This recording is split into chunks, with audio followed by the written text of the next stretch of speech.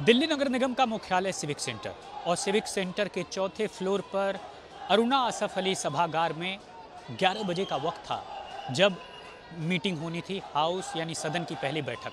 अब हुआ ये कि जैसे ही 11 बजे कमिश्नर ज्ञानेश भारती ने साफ तौर पर अनाउंस किया कि अब इलेक्शन की कार्रवाई शुरू हो, उससे पहले पीठासीन अधिकारी को जिलाधिकारी नई दिल्ली संतोष कुमार राय जो है वो शपथ दिलाएंगे।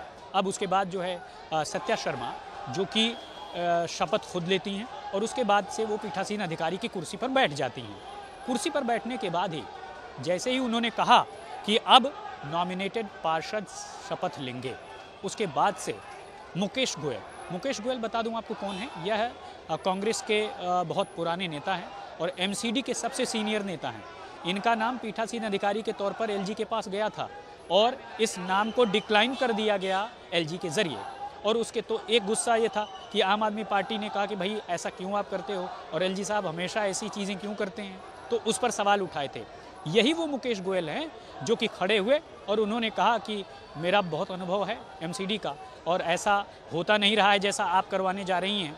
उन्होंने सवाल उठाया कि आखिरकार क्यों दिल्ली एलजी के नॉमिनेटेड पार्षद का शपथ पहले हो रहा है, इलेक्टेड का क्यों नहीं। बस इतना सुनना था कि पीछे से तमाम उनके जो साथी पार्षद हैं वो आए, यानी अब अपनी सीटों से निकल करके सभी लोग वेल की तरफ आ गए और वेल की तरफ आने के बाद पहला वार हुआ उस कुर्सी पर, माफ़ कीजिएगा उस मंच पर जहां पर पीठासीन अधिकारी या फिर दूसरे तमाम पार्षद आकर के शपथ लेते। पहले उसको तोड़ा गया, बाकी धीरे धीरे लोग पहुंचने लगे, घेर लिया पीठासीन अधिकारी को, कमिश्नर को घेर लिया और फिर हुआ धक्का मुक्की और दूसरी चीज़ें। बीजेपी के तमाम जो पार्षद थे जो कि 15 सालों तक सत्ता पक्ष की भूमिका में रहे, वह खुद निकल कर आए। दोनों के बीच में काफ़ी हो हल्ला हंगामा धक्का मुक्की हुआ और उसके बाद से जो है पुलिस बुला ली गई है। पुलिस मौके पर पहुंची और जो स्थिति थोड़ी बहुत नियंत्रण में रही, लेकिन 2-2.5 घंटे हो गए, बावजूद इसके जो रकस है, जो हंगामा है, वह न केवल सदन के अंदर चलता रहा बल्कि सदन के बाहर भी रहा। और बाहर इसलिए कि सिविक सेंटर में इस वक्त जहां मैं मौजूद हूं और आपसे बात कर रहा हूं, वहां पर सैकड़ों पार्षद आम आदमी पार्टी के जुट गए, सैकड़ों पार्षद बीजेपी के आ गए, पुराने पार्षद आ गए, पूर्व मेयर आ गए और सबने अपने अपने तौर पर अपनी बातें रखी। अब बीजेपी ने कहा है कि देखिए ऐसा नहीं होता है, पीठासीन अधिकारी का जो संवैधानिक अधिकार है वो ये है कि किसी को भी शपथ पहले करा सकती हैं या बाद में करा सकती हैं, उनका ये कहना है। और उनका ये कहना जब बहुमत है आम आदमी पार्टी के पास, यानी मेयर और उप मेयर जो उनका है, तो फिर दिक्कत इस बात की है कि जो है वो हंगामा कर रहे हैं। और पूर्व मेयर जयप्रकाश ने तो ये भी कह दिया कि दरअसल ये हंगामा इसलिए हो रहा है क्योंकि सदन में बहुमत के बावजूद भी वो लगातार जो है इस तरह की स्थितियाँ क्रिएट कर रहे हैं क्योंकि वो चाहते ही नहीं सदन चले। और दूसरा, आम आदमी पार्टी का साफ तौर पर कहना है कि लगातार संविधान का मखौल उड़ाया जा रहा है। पहले तो उन 10 नॉमिनेटेड पार्षद पर आम आदमी पार्टी ने सवाल उठाया था, चिट्ठी भी लिखी थी अरविंद केजरीवाल ने और कहा था ये असंवैधानिक हैं इनकी चीज़ें। और उसके बाद एक संविधान का हवाला दिया गया, एक आर्टिकल का 243 का शायद, उसका हवाला दिया गया कि ऐसा नहीं होता है, पहले नॉमिनेटेड मेंबर्स का होता है, उसके बाद से ही जो इलेक्टेड होते हैं उनकी शपथ कराई जाती है।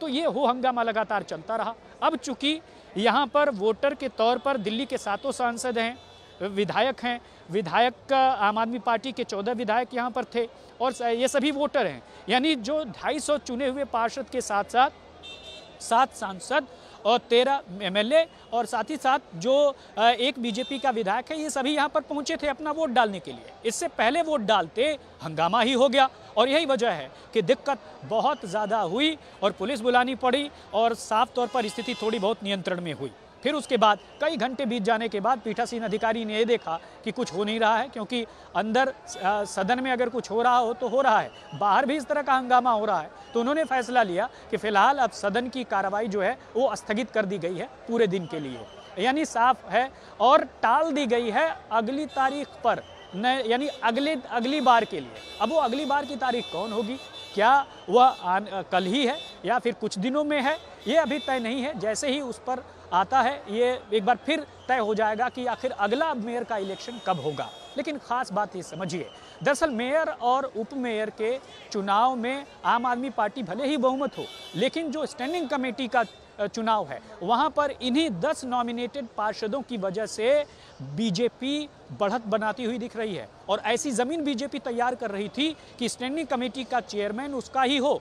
और यही वजह है कि बीजेपी जो नॉमिनेटेड पार्षद किए गए वो 3 जोन से हुए, नरेला जोन से और साथ ही साथ सेंट्रल जोन से, और नरेला जोन, सेंट्रल जोन और लाजपत नगर का सेंट्रल जोन, नरेला जोन, और साथ ही साथ जो है और एक और जोन था जिसकी सिविल लाइन जोन से 4, नरेला जोन से 4 और साथ ही साथ सेंट्रल जोन से भी कर दिया। तो कुल मिलाकर इन तीनों जोन से जब संख्या 10 हो गई तो बढ़त जो है बीजेपी को दिखी।